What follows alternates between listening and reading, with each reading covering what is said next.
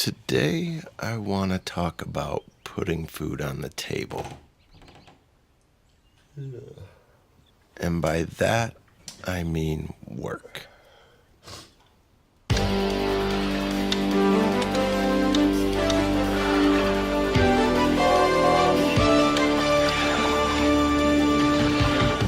How does work in exile? It puts a roof over our heads, it pays our bills. In that regard, work is a pretty systematic, formulaic pathway to success in the American dream. Work is mostly seen as a way we provide for ourselves. And what about how work contributes to society as a whole? If anything, we probably see economics like a big and fragmented machine that's abstract and impersonal, and we're all cogs caught up in it.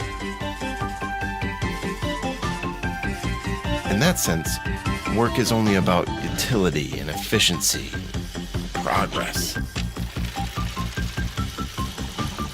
What happens if that's all work is? What if that's the only way we think about it? As a way to meet our needs through this cold and fragmented machine.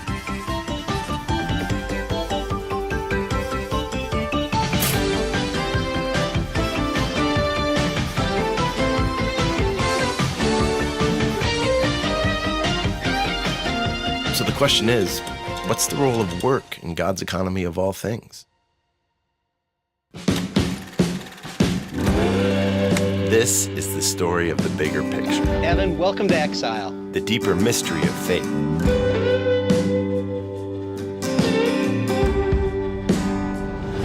This is the story of God's mission in the world and our place in it.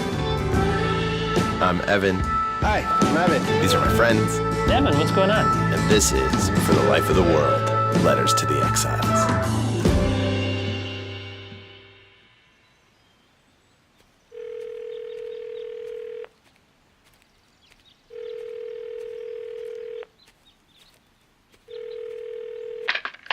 Hello? Dwight, we're talking about work today. Ah, yes. Work. Great. What are you hoping to learn? Well, what is the essence of our work? What is the fruit of our labor? Even more so, what's it all for? Wow. Huh. Those are really big questions. Yeah, so here's your assignment. I want you to find some people that I think are really full of insight. I want you to survey them, but I want you to do it a bit differently. So I put something together that I think will help you get their responses. Oh, a children's book. Yeah, I want you to find some kids and get their thoughts on work. My gut tells me that they already have a pretty good idea about what our work is really all about.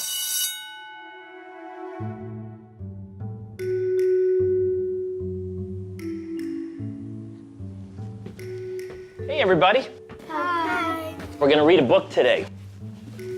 It's called The Ungiving Tree. Well, we're going to read this book, and I want you to ask some questions, because we're going to talk about this book. The Ungiving Tree. Once there was a tree. Da-da-da-da. Once there was a tree that had so much to give. It had branches to climb, it had leaves to jump in, and fruit to eat. But this tree wanted to keep these gifts to himself. That's not very nice. Every autumn, children would come and try to gather the tree's leaves and make piles to climb and play in. And the tree would call the police. It doesn't have any arms. How would he make a phone? Well, let's see what it does. Every spring, children would try to climb up this trunk and swing from the branches. That look fun? And the tree would release his pet python, Larry. What? Look at this. Larry ate the little boy. Wow, that tree is mean. The tree decided it had had enough. Well, never again is anyone to climb my branches or rest in my shade. My fruit and my leaves, they are mine, mine, mine. And the tree took all that he had and held it all in for months and years. And soon, hardly anyone remembered the story of the tree that had so much to give. The end.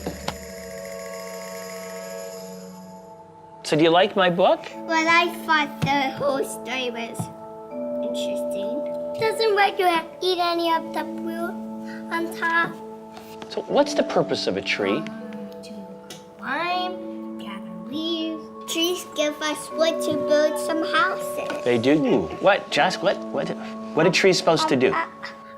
Without trees, we wouldn't have any paper. And trees give you fresh air. So are you telling me that it's the nature of a tree to give? Yeah. That was a good experience. That was a good experience in that it helped us understand what work isn't. When we perform economic activity or work, it's not about ourselves. We have to think about the needs and the wants of others.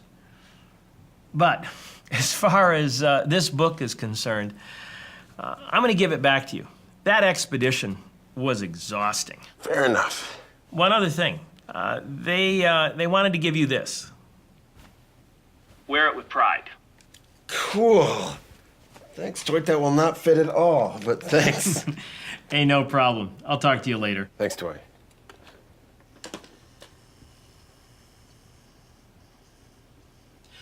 Okay, so now we know what work isn't. It's time to address what work is. Okay, shoot. A lot of times, Evan, we forget that God created us to work. We're meant to make something of the world. That's part of what it means to be in God's image. We're makers. The problem is, after the fall, work has come to be a lot like toil, and it's bothersome and burdensome, and we don't have a sense of the whole anymore. Work is actually a gift from God.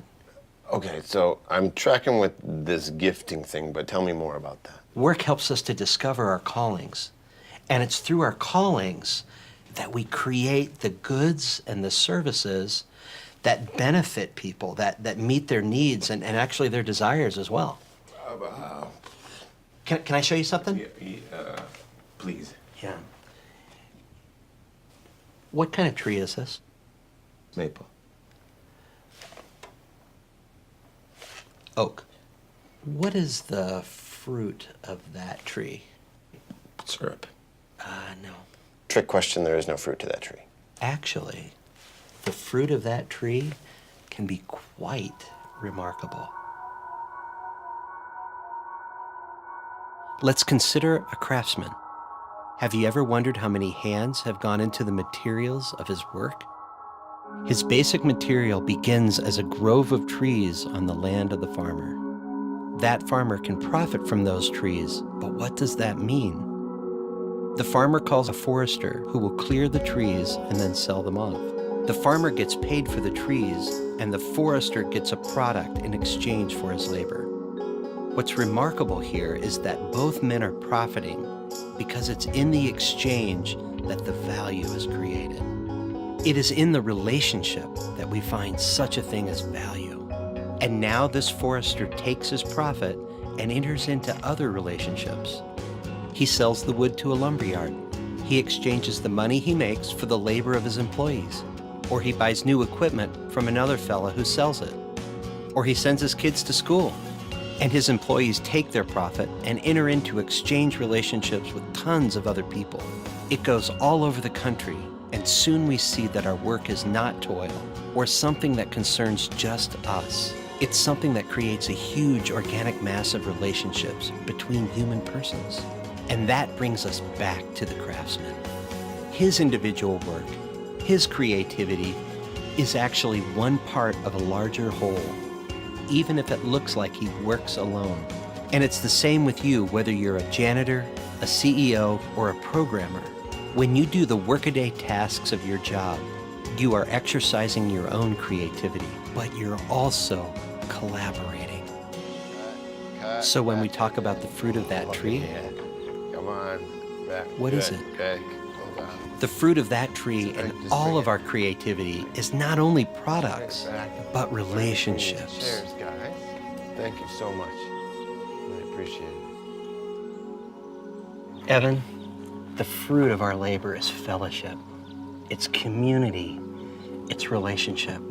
Whether we even know it or not, We are tied into a relationship with all of the people that went into the making of this very table.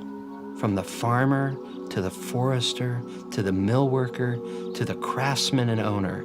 We see this creative collaboration that created more than a consumable product, but a relationship with countless others.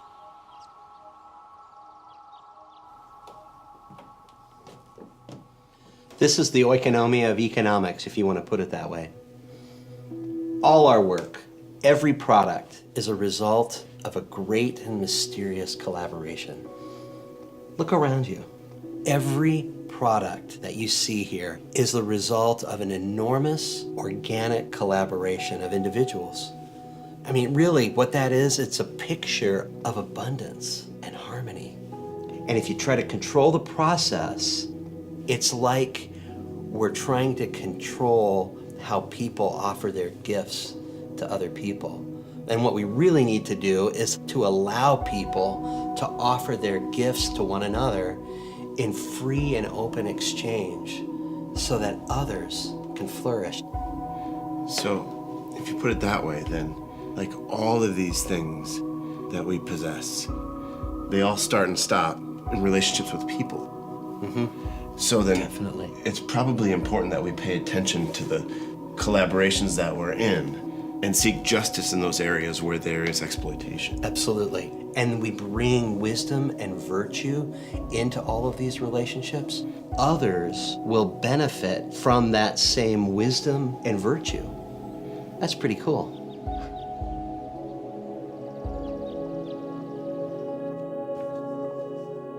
Dear everybody, consider the lilies, how they grow. They labor not, neither do they spin. But I say to you, not even Solomon in all his glory was clothed like one of these.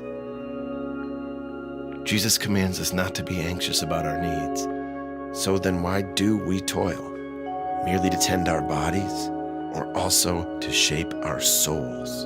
In giving us work, God invites us to blend the creativity of our minds with the labor of our bodies, and then to share the products of this work with one another in free exchange. The fruit of our labor is fellowship. To make real our communal nature, our gift nature, through our personal callings. We must never see our work as simply a way to gain. We must never see our labor as an impersonal force of efficiency.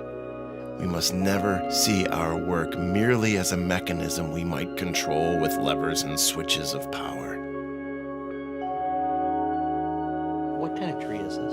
And all our work together, what we call the economy, that's not a machine either. Work is always personal because work is always relational. Whether you're a janitor, a CEO, or a programmer, work is creative service. So let us cherish our work as the glorious gift it is, the opportunity to join with others, literally millions of others, in a divine project of vast creativity, vast abundance, for the meeting of needs, for the flourishing of cities, for the life of the world. Let us see every product, every purchase for what it is, a touch point, a nexus of millions of relationships. At every moment, you are surrounded with the fruit of a great and gracious collaboration. At every moment, you are being reminded that you are not alone, and you were never meant to be. Yours, Evan.